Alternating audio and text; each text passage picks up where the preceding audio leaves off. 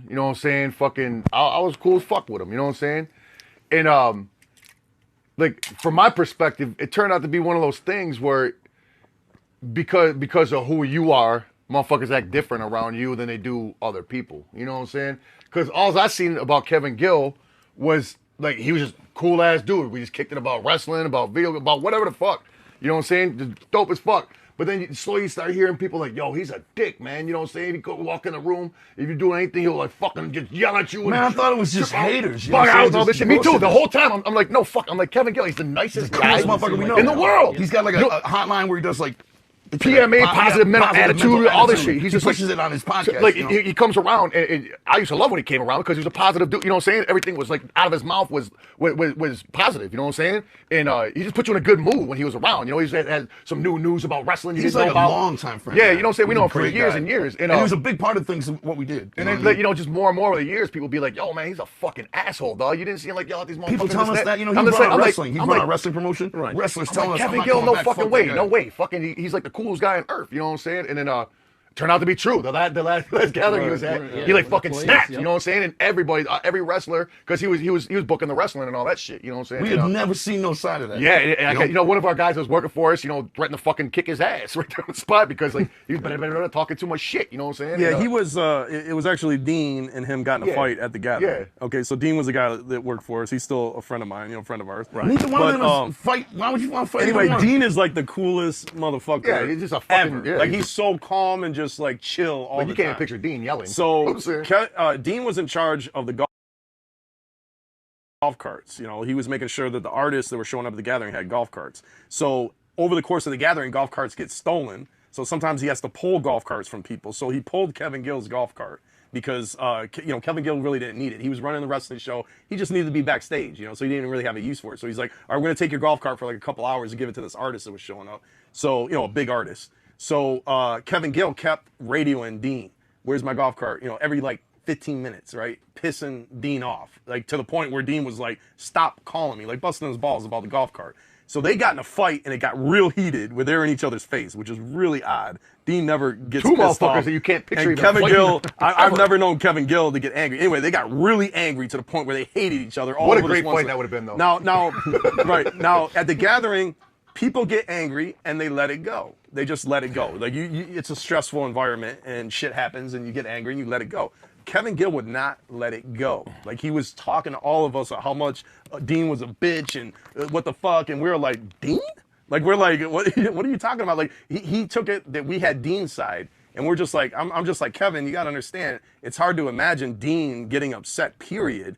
But you know, it was just hard to what did you do? Like, what did you do? And then, oh, well, I was calling him every 15 minutes. I was like, you don't think that's, you know, it's pushing it a little bit. The point is, you know what, though? So then we started hearing all the shit that we couldn't believe was true. And it started to reveal itself. Right. So then he left the gathering pissed off, like super pissed off. So after the gathering was over, I called him up and I was like, hey, what's going on? You know what I mean? You got mad at Dean and you know, stuff happens at the gathering. I tried to explain it. And he was like, well, this happened, and you know, he kept getting worked up on the phone. And I was like, Kevin, you got to understand, I'm telling you as a friend to a friend, what's going on with you, brother? Because this is not you. Man, you don't harbor hate in your heart like this. What's going on? You remember when we called him? Well, I'm telling you, when I called him, you know, I called him shortly after it, and I was like, look, nobody's mad at you. Dean's, you know, willing to talk to you and just let it go. Like, can you let it go? And he just wouldn't. You know what I mean? He was like, I feel like crazy. He was like, I feel like you guys all betrayed me and you got Dean's back and not mine. I was like, we don't got anybody's back. That whole side of him, that whole persona. Like we're just trying to figure out what happened. We're trying to move past this. Confrontation was never nothing.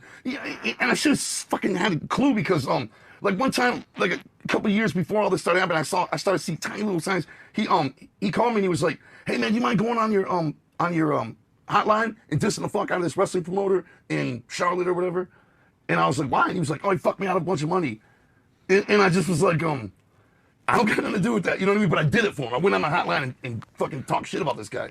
And that right there was unlike KG. I thought, man, that guy must have really fucking raped him or something. You know what I mean? Like, why would, you know, I never saw animosity from him, you know what I'm saying, for anything. He hated the Ring Riders because they had a falling out. And the Ring Riders, they worked for us. They did wrestling shows for as far back as we can remember. They went on the road with us on multiple tours, and they were the coolest motherfuckers I ever dealt with. You know, they were go-to, they were motivated. They, you know what I mean? And when they did a show, they went all out 100%. And I couldn't figure that out. Like, why are you hating the ring riders? So here's where it ended, though. Here's where it ended. Yeah. Me and Rob called him from Rob's office, and we got him on the phone, and we're like, Kevin, bro, what's going on with you, man? Like, talk to us, because, man, we're hearing it everywhere. And now that you're, like, gone, we're hearing it everywhere. Everybody's coming out, you know? And it was a fucking onslaught of people talking. When Tony, Too Tough Tony, our own boy, I'm just like, okay, it's official then. Tony, because Tony hadn't been around, you know what I'm saying? Yeah, we're like, where you been, dog? You know, why you been working for us wrestling-wise? He's like, I don't fuck with Kevin Gill no more, man. You know, everybody, we're just like, whoa. Anyway, so we called him and we're like, bro, this is all getting bad. Everything just happened at the gathering, you know. We're like, all right, man, is everything cool? Like, talk to us, man. What the fuck is going on, you know? And he was like, nothing. And we're like, so you think everything's cool? And he's like, yeah. And we're like, well, you got a hate list.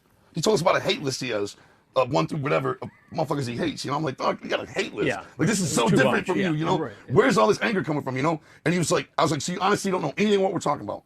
And he was like, no. And so that's when we hung up. We were like, man, it's a wrap. We're done fucking with him. You know? Yeah, so I feel like It's sad too, man. And then he was like, you know, people always tell me shit. I don't really watch it, but he was making comments like jock and twisted stuff, like, oh, finally I never somebody. saw none myself, it's like but- jabs, like, oh, finally somebody's doing it right, like stuff that they were doing. You know what I mean? So it was almost like he was trying to get on their side, their good side, and he was one of the biggest twisted haters of all time. So we were like, is he trying to jump over to their Flip side? it around, Like, yeah. anyway, I honestly feel like.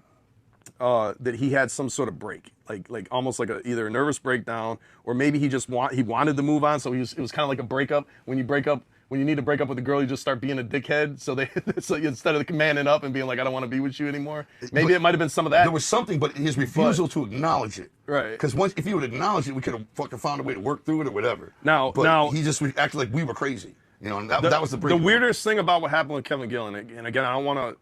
You know, I hope we're not sounding like we're bashing him, because he was level 10 fucking cool for what, like 20 fucking years? He was a close personal friend. You know what I'm saying? I used to open up to that dude. And then all of a sudden that gathering happened, and you know, we were hearing rumors or whatever, but that gathering happened, and it's like he snapped, and he was like a different person. It was no more positive mental attitude. It was like He used the show to hate on people. Yeah, he was Positive mental just attitude he was hating on